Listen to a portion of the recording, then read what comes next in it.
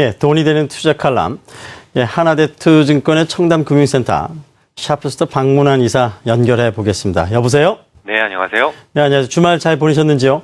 네, 아주 잘 보냈습니다. 이 주말 동안에 우크라이나 문제가 좀 새롭게 좀 긴장감을 고조시키는 것 같습니다. 이 우크라이나 사태가 과연 주식시장의 발목을 잡을 것인지 관심이 고조되고 있는데요. 샤프스터께서는 어떻게 분석하고 평가하고 계십니까? 일단 우크라이나 문제가 영향을 가장 많이 줬다라는 증거부터 먼저 말씀드려야 되겠죠. 독일 증시가 가장 많이 빠졌고 유럽에서요. 또 러시아 증시가 2.23% 빠졌었기 때문에 우크라이나 문제가 직접적으로 영향을 가장 많이 줬다라고 볼 수가 있겠습니다. 그런데 이 갑자기 이렇게 잠잠하던 우크라이나 문제가 불거지게 된 동기는 아르세니 야트뇨 우크라이나 총리가 강요 회의 적상에서 러시아가 3차 세계대전이 일어나길 바라고 있다라면서 이 서방에 도움을 요청한 것이 계기가 되었죠. 당연히 이 발언은 그보다 하루 먼저 친러계를 강경 진압 중에 친러계 저항 세력을 5명이나 사살한 것에 대해서 이 푸틴 러시아 대통령이 우크라이나 정부를 상대로 군사 개입 의지를 드러낸 이후에 나왔던 발언이고요. 러시아 군 병력 4만 명이 우크라이나 접경지대에 운집하고 있는 상황에서 우크라이나 정부는 계속 동부 거점 도시들에 대한 압박을 계속했습니다. 당연히 시장에는 불안감이 커질 수밖에 없었죠. 자, 그러면 제가 먼저 오늘은 질문을 드려보겠습니다. 지금 시장이 가장 걱정하는 게 뭔가요? 군사적 충돌이겠죠. 그것도 미국과 러시아의 충돌을 우려하는 걸 겁니다. 그러면 그것만 아니라면 주식을 사시겠습니까? 아닌 것 같습니다. 증명을 해보이죠. 일단 북대서양 조약기구 즉 나토가 가동하기 시작했다는 점을 첫 번째 증거로 제시합니다. 나토는 상징성이 높은 단체인데요. 유럽이 공산화되려는 시점, 그러니까 독일마저도 동독과 서독으로 나뉘게 되고 이탈리아와 동유럽 대부분이 공산화되던 시점에 구소련의 위협에 대처하기 위한 집단 안전 보장 체제로 출발한 단체가 바로 나토입니다. 지금은 서유럽의 국가는 물론이고 불가리아, 에스토니아, 라트비아 같은 동유럽의 국가들 대부분이 나토에 가입하고 있습니다. 푸틴이 아무리 무모하기로 28개국을 상대로 싸움을 벌일 만큼 바보는 아니죠. 근데 증거로서 좀 부족한가요? 그럼 더 강력한 증거를 제시해 보겠습니다. 미국 백악관의 토니 블링컨 이 국가안보 담당 부보좌관을 통해서 28일까지는 러시아에 대한 보다 구체적인 제재 방안을 발표하겠다라고 했습니다. 이건 별로죠. 여기에서 그냥 놓치기 쉬운 매우 중요한 발언이 하나가 더 있었는데요. 이 블링컨 부보좌관이 미국 정부가 우크라이나의 무기 지원 요청을 수용할 수 없다라는 점을 다시 한번 분명하게 밝혔다라는 점에 집중해 주십시오. 이 발언의 핵심은 미국이 우크라이나에 무기를 보내지 않겠다라는 거고요. 이것은 우크라이나 문제를 군사력이 완전히 배제시킨 외교적 선택이 될 것임을 분명히 했다는 것을 의미합니다. 만약에 말입니다. 우크라이나가 미국에 무기 지원을 했는데 덜컥 무기를 지원했더라면 결국 미국과 러시아의 대리전 양상을 띌 수밖에 없었지 않겠습니까?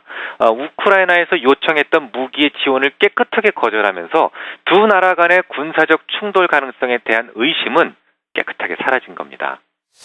외교적 해법 이렇게 말씀하셨지만은 이런 문제는 새로운 문제로 갑작스럽게 확전되거나 확산되는 경우도 있지 않지 않습니까? 그래서 너무 속단하고 예견하기에는 좀 이른 감이 든다. 이런 생각도 드는데요.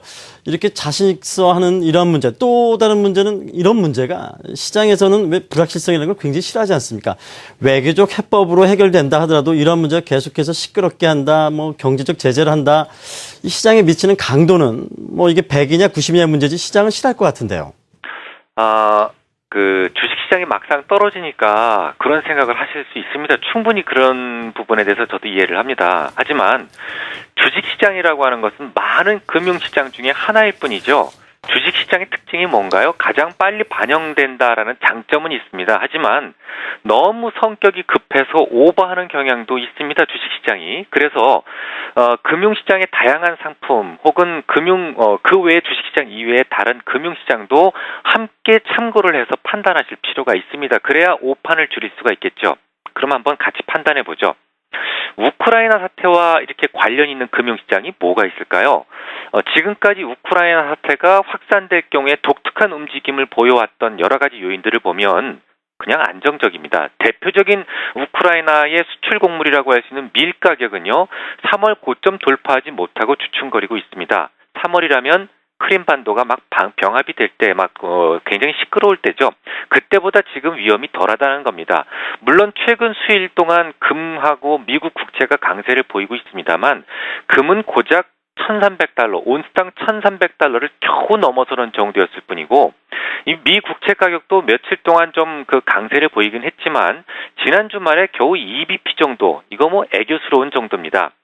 가장 중요한 것은 우크라이나 당사자인데요. 우크라이나 당사자 CDS 프리미엄이 최근 3주 동안 조금씩 저점을 높이곤 있습니다만 역시 지난 3월 고점보다도 아직 100bp 정도나 여유가 있습니다. 그러니까 지난 3월의 고점에 비해서 대부분 오르지 않고 있다라는 얘기인데요. 단지 주식시장이 반응했다라는 것만 가지고 우크라이나 문제가 확산된다라고 확신을 가지는 것은 오히려 오판할 가능성이 높지 않을까라는 생각이 듭니다. 예, 알겠습니다. 그렇다면 지난주 미국 시장의 하락, 기사들이 이렇게 나왔습니다. 소비자 신뢰지수가 좋게 나왔음에도 불구하고 우크라이나 문제가 좀 시장의 발목을 잡았다. 이거야말로 그럼 시장이 대표적으로 좀 너무 앞서간 그런 현상을 보여준 거라고 판단하고 계십니까? 꼭 그렇지 않습니다. 주식시장, 그러니까 예를 들어서 주식시장의 지금 여러 가지 지표들을 말씀을 드렸는데요. 그럼에도 불구하고 주식시장이 먼저 반응할 수는 있어요. 앞서도 말씀을 드렸듯이 주식시장 가장 성격이 급합니다. 먼저 반응을 시키고 바로 매도하고 매수할 수 있으니까 그런 흐름에 의해서, 게다가 최근에는 시장 자체가 ETF라고 하는 독특한 투자 자산이 생기면서 개인 성향의 커다란 큰 흐름들이 더 많이 좌지우지하고 있습니다. 그러니까 개인 성향이 또 어떤가요? 이성적으로 판단하기보다는 감성적으로 판단하기 쉬운 게 또 개인들 전체 에너지 아니겠습니까? 그래서 주식시장의 성격은 과거보다 좀 더 싸나워지고 또 좀 변동성이 커지고 있습니다. 그러니까 시장을 바라볼 때 주식시장만 바라봐서는 안 된다라는 거죠. 그리고 여러 가지 소비 지표나 소비자 신뢰 지수나 이런 것들이 긍정적으로 나왔음에도 불구하고 그게 중요합니다. 그만큼 주식시장이 좀 성격이 좀 포악해졌다라는 것을 의미하니까요. 예. 박 이사님, 우리가 몇 주 전에 이제 글로벌 자금들, 신흥국이냐, 이런 얘기를 나눴던 기억이 있습니다. 외국인의 매수가 국내 쪽에서는 지난주까지 좀 매수 기준을 이어오지만 좀 줄어들면서 오늘 좀 매도로 전환했는데요. 외국인의 매수가 계속될 수 있는 여건이 지속될 것이라고 보이시는지요? 아니면 좀 일단락됐다라고 봐야 될까요?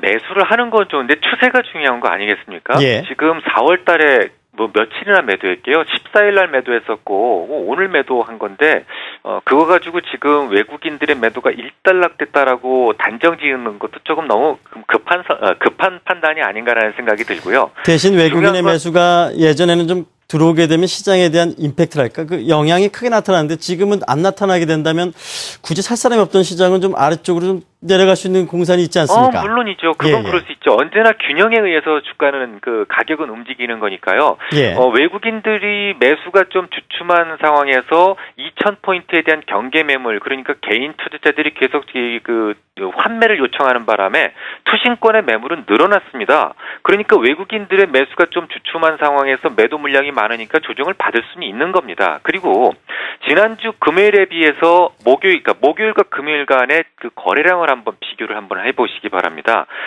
예를 들어서 지금 ETF 레버리지 거래량을 보면 목요일 날 거래량이 금요일 날 거래량보다 더 큽니다. 이건 뭘 의미할까요?